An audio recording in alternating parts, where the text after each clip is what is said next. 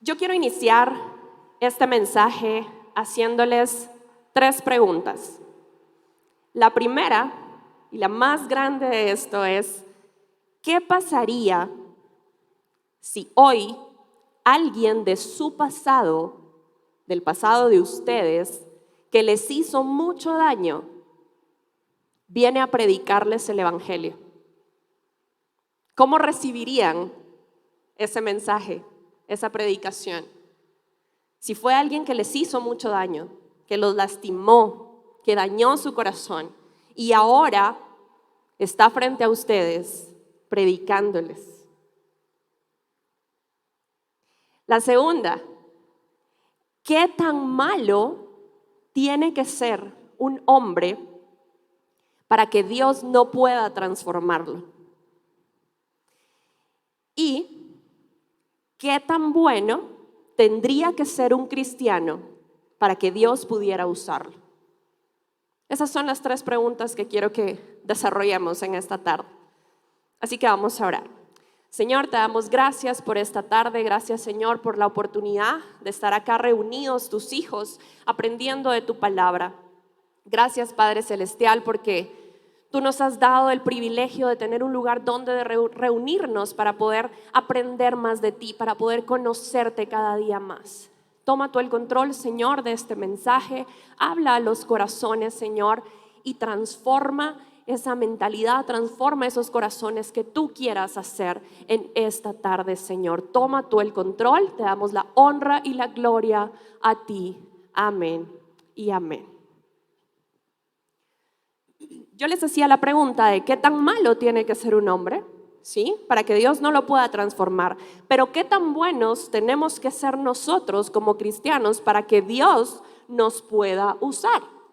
Había una vez un hombre lleno de la gracia de Dios, lleno del Espíritu Santo. Dice que su rostro parecía el de un ángel. Era un hombre que se paraba y predicaba el evangelio y anunciaba la salvación. Era un hombre que hacía grandes maravillas y señales milagrosas. Este hombre fue elegido por los discípulos para que los ayudara a predicar el evangelio. Pero era tanta la forma en la que él predicaba el evangelio, que la gente lo recibía y lo escuchaba atentamente, que un grupo de personas dijeron: no nos parece, no nos gusta que esté metiéndole estas ideas a los demás. Así que empezaron a levantarle falsos, dice, e incluso falsos testigos para que dijeran que él estaba hablando en contra de Moisés y en contra de Dios. Y ustedes van a poder ver en la pantalla que van a aparecer varias citas que ustedes pueden tomar nota y buscarlas después, pero yo quiero hablarles de esta historia porque este hombre que se paraba y que era usado por Dios verdaderamente se llamaba Esteban. Esa historia la encontramos en Hechos 6 del 8 al 15, no la busquen. Pero dice acá que Esteban se defendía y les relató toda la historia que había pasado hasta ese momento del evangelio perfectamente. Les contó todo, pero esto enojó más a las personas. Entonces, ahora sí, Hechos capítulo 7, versículos 58 al 60. Dice que a Esteban lo sacaron a empujones de la ciudad y empezaron a apedrearlo. Los que dieron falso testimonio contra Esteban dejaron sus mantos al cuidado de un joven llamado Saulo. Ellos siguieron tirándole piedras a Esteban, pero él oraba: Señor Jesús, recibe mi espíritu.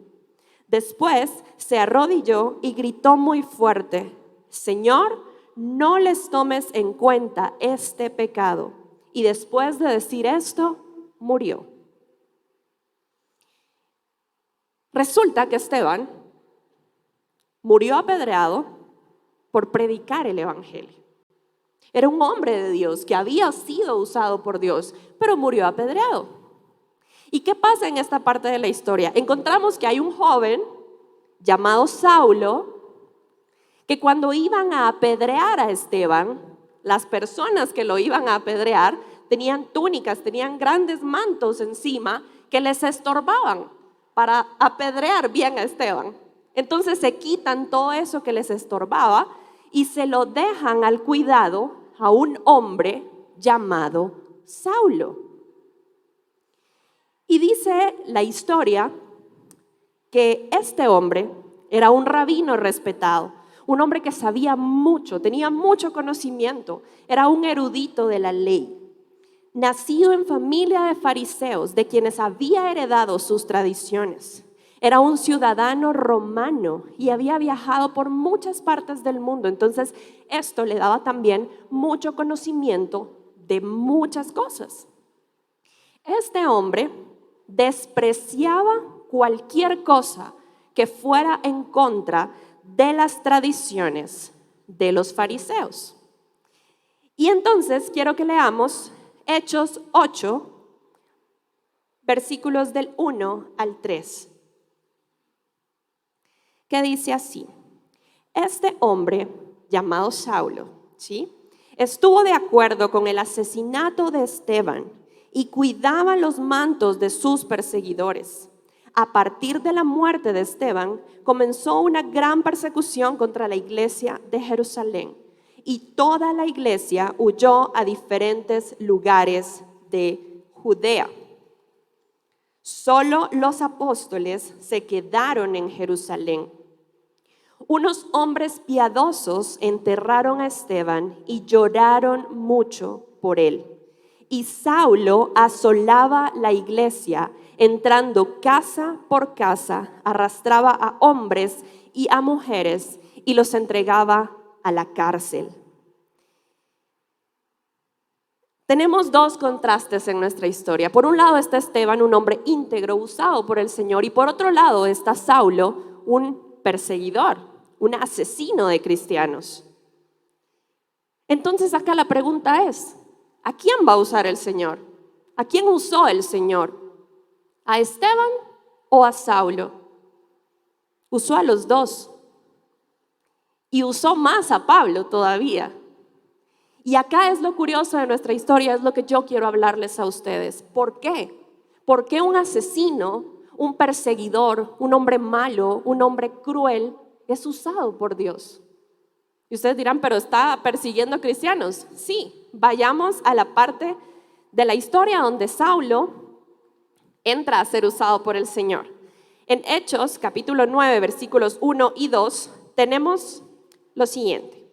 Saulo, respirando aún amenazas y muerte contra los discípulos del Señor, vino al sumo sacerdote y le pidió cartas para las sinagogas de Damasco, a fin de que si hallase algunos hombres o mujeres de este camino, los trajese presos a Jerusalén. Saulo va en camino a Damasco a seguir apresando cristianos, a seguir persiguiéndolos, a seguir causando miedo para que ellos dejen de predicar, se arrepientan y entonces se olviden de predicar el evangelio. Y es en ese momento cuando tiene su encuentro personal con el Señor. Vamos al libro de Hechos, al capítulo 26, versículos del 9 al 18.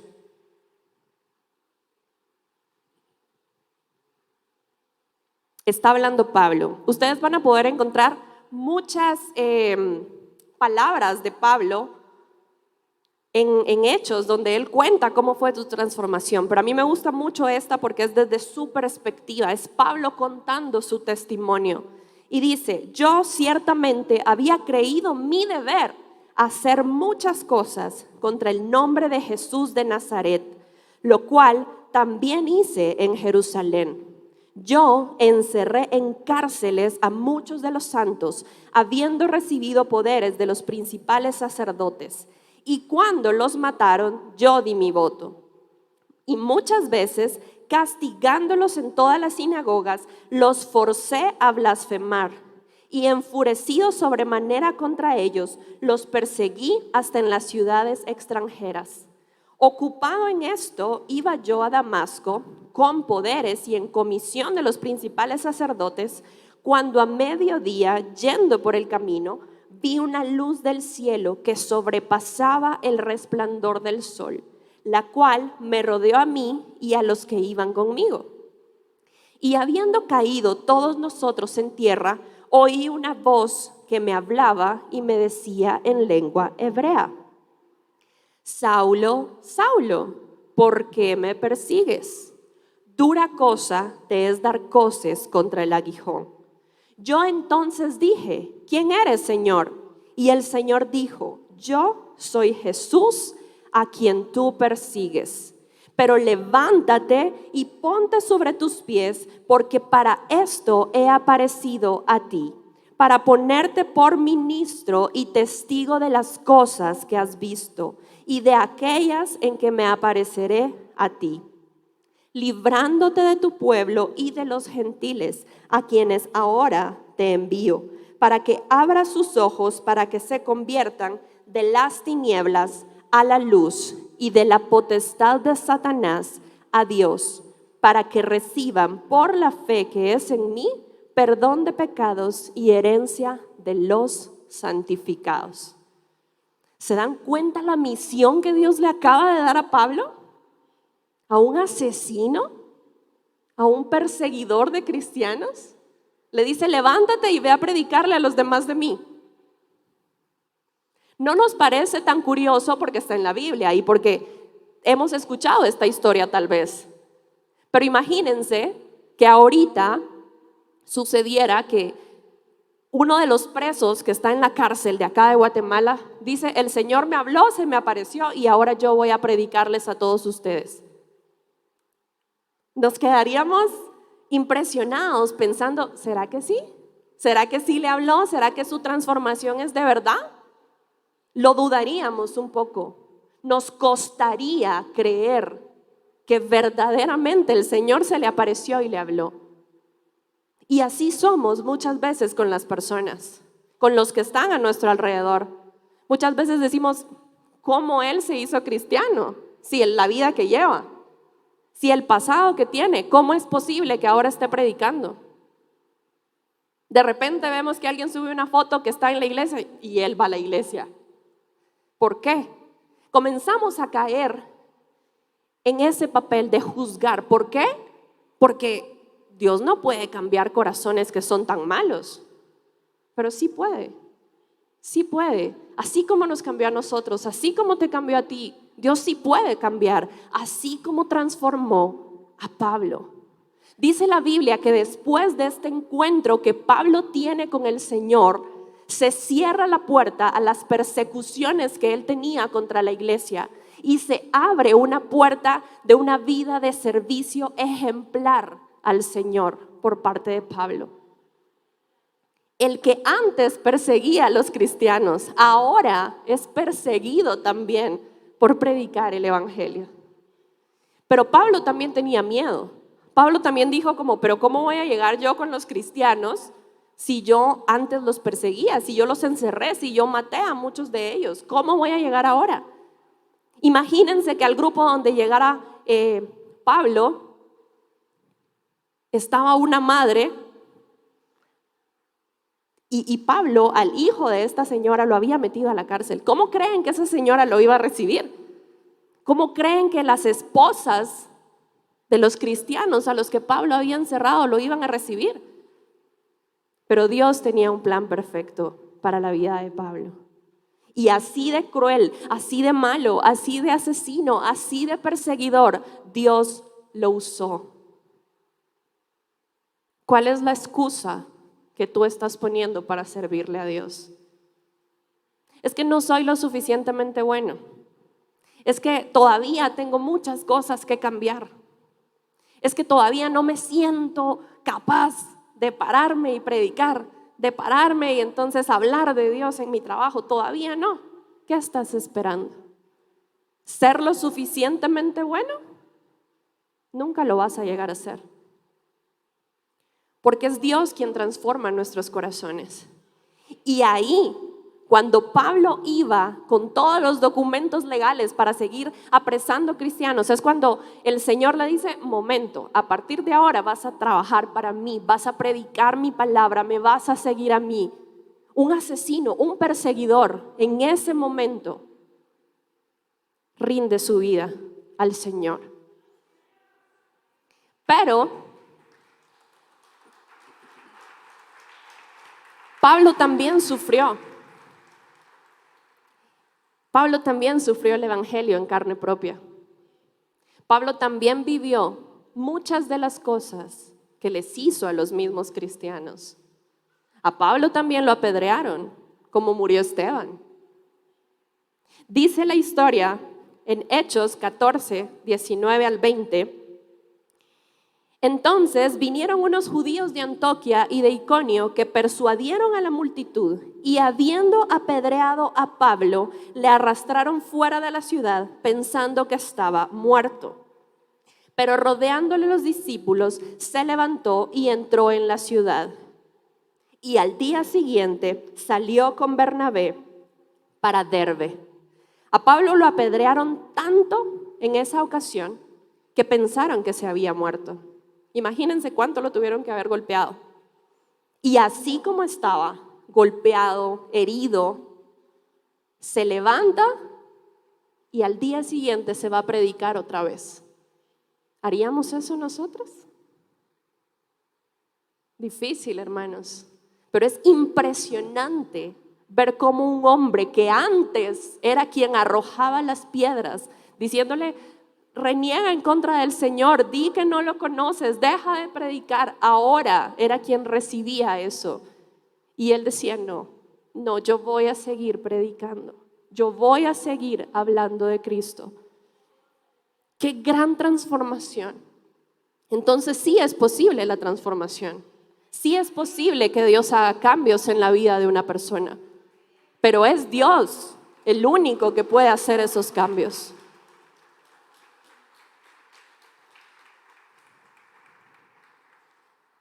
Dice también la historia que Pablo pasó mucho tiempo sufriendo, mucho tiempo siendo perseguido.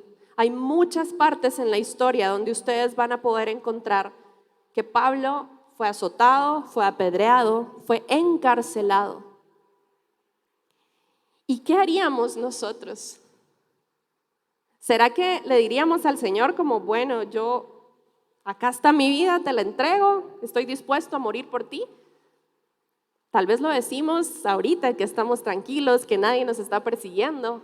Pero cuando estemos en una situación de verdad así, ¿seríamos capaces de hacerlo?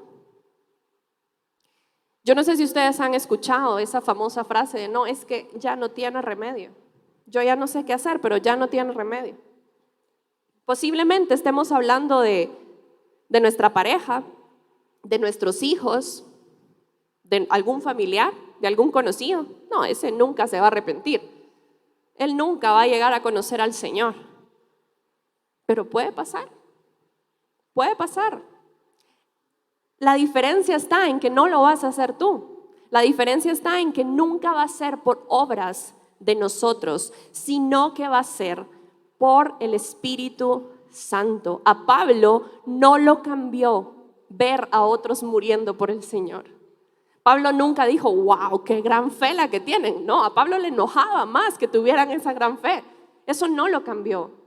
Lo cambió el encuentro personal que tuvo con Dios. ¿Tú ya tuviste un encuentro personal con el Señor? Porque eso es lo único que transforma.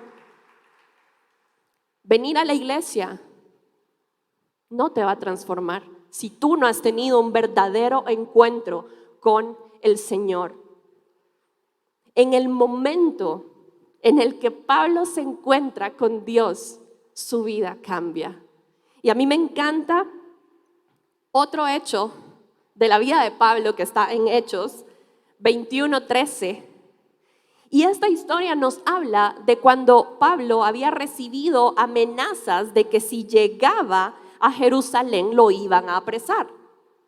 Y los discípulos le dicen, Pablo, no vayas porque te van a agarrar y nosotros no queremos verte preso. Entonces no vayas.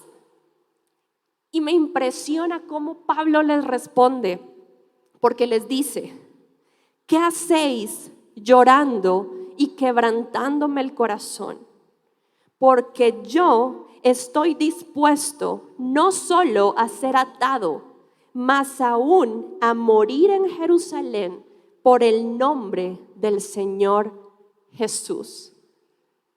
Pablo llegó a experimentar por qué la gente, cuando las tenían presas, le decía: máteme, máteme, pero yo no voy a negar a Cristo.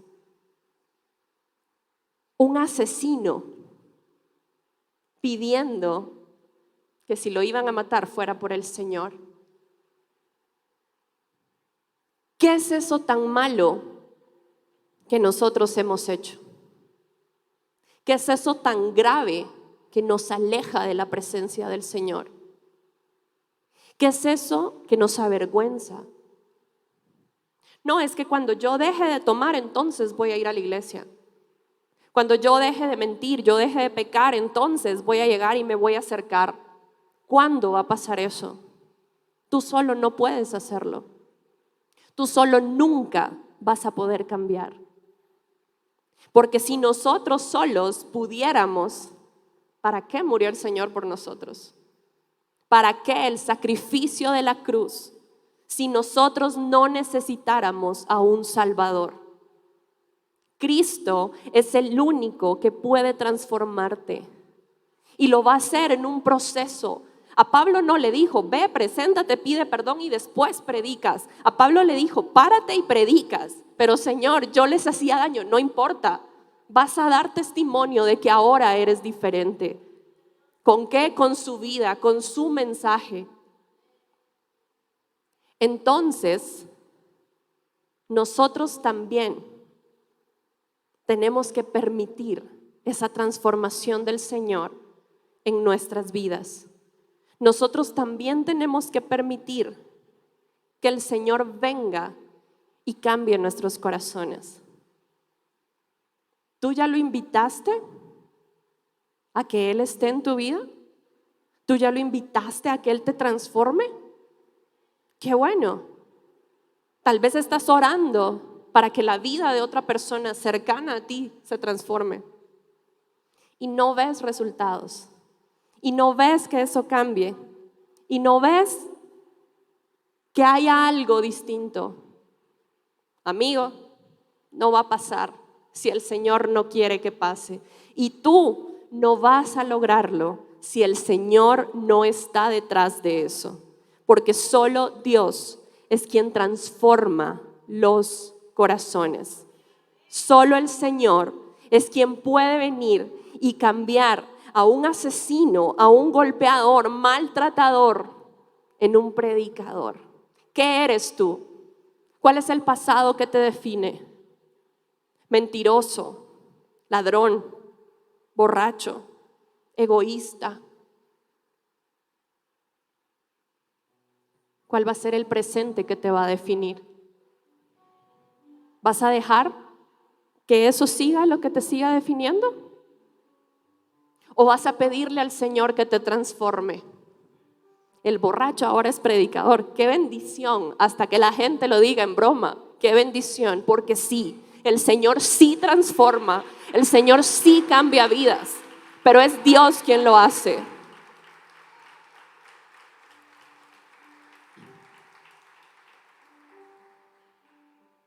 El defensor de la fe que antes perseguía.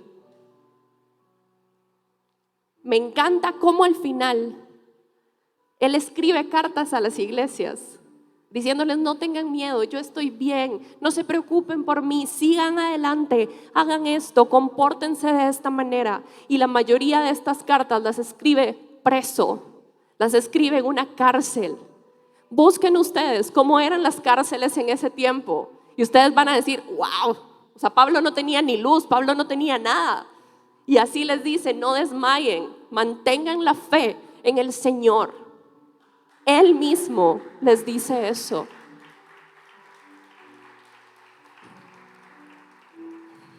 Y quiero que busquen Filipenses 1, versículo 20 al 21. Yo tengo otra versión que a mí me gusta mucho. Yo siempre le digo a los jóvenes, es una versión que a mí me encanta porque es un lenguaje muy sencillo. Así que yo se las voy a leer en la versión que yo tengo, pero ustedes véanla en la que tengan en su Biblia. Filipenses 1, versículos 20 y 21. Está hablando Pablo desde una cárcel y dice: mi principal deseo y esperanza es no fallarle a Cristo. Espero seguir, como siempre, teniendo el valor necesario para honrar a Cristo a través de mi vida, sin importar si vivo o muero, porque para mí vivir es Cristo y morir sería una ganancia. ¿Se imaginan? Regresemos en la historia cuando estaban apedreando a Esteban, a cuando Pablo agarra la ropa de la gente que iba a apedrear a Esteban, y que Esteban dice cuando muere: Señor, recibe mi espíritu. Y Pablo lo escucha y Pablo dice: bueno. Pero mucho tiempo después de esa transformación poderosa, Pablo también dice: Señor, no me importa si vivo o muero. Si vivo es por ti y si muero también es por ti. ¿Qué transformación tan grande? ¿El Señor ya transformó tu vida? ¿O hay cosas que todavía no le has permitido que transforme? Porque si estás esperando un día tú ser fuerte y dejar de hacer lo que estás haciendo, no vas a poder. Nunca vas a poder. Nuestra fuerza es reconocer: Señor, no puedo. Yo no puedo sola. No puedo hacerlo. Ayúdame. Y cuando haces eso, le estás entregando tu vida verdaderamente al Señor. ¿Ya le entregaste tu vida a Dios? Nada más te puede ayudar. A mí me duele de verdad cuando alguno de los chicos en proyección, que tenía un privilegio, me dice: mira, no puedo, cubrime porque no me siento bien esta semana, porque hice algo mal y no me siento bien para predicar, no me siento bien para dirigir. Y yo le digo: pero es cuando más lo tendrías que hacer, porque estás reconociendo que fallaste, estás reconociendo que eres débil, que necesitas a Dios. No alejarse, correr a los brazos del Padre. ¿Vas a correr hoy a los brazos del Señor? Acércate a Dios y Él se acercará a ti. Te invitamos a conectarte con la palabra de Dios todos los días a través de este canal, en esta red social. Si vives en Guatemala, te esperamos en nuestras reuniones semanales. Iglesia Bíblica de Guatemala. Predicamos la verdad de las Escrituras.